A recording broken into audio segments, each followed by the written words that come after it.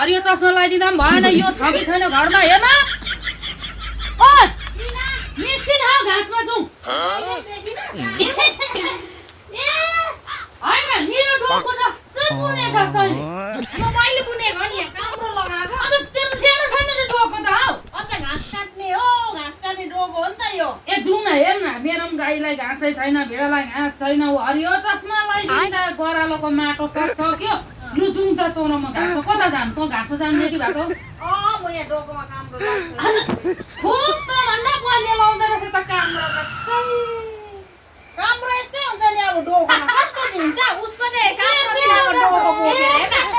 मेरो पनि छैन रहेछ लु त्यस्तै त्यस्तो डोको बोकेर हिँडिहाल न पानी आउँछ अहिले हेर्न दिन यस्तो छ लुगा सुक्दैन बन्ना र बुढालाई छेउमा गइसक्नु छैन काम्रो पनि लाउनु दिएन यसले लु हिँडिहाल्न सिक्कल यो तेरो के हो यो नाम्रो पनि माथि यो त डोको हेर्न डोको अन्त आमामामा यो तँ पनि गामला गुम्ला आँट्छ हौ यहाँनिर त्यस्तो नाथे म त अहिले 10 भाइ बोकिदिन्छु जुडी नाम के छ ढिलो अनि हेर्न चिप्लो पाएको छैन गरम छ अहिले पानी आउँछ फेरि बिहानै हरियो चस्मा लगाइदिएको के गर्छ परा हुँदैन हौ गाई बस्छु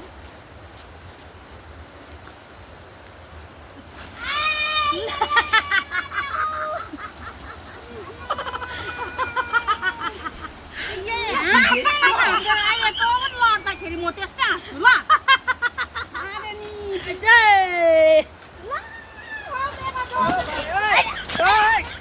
हे प्रभु हे हरि राम कृष्ण जगन्नाथ प्रेमानंद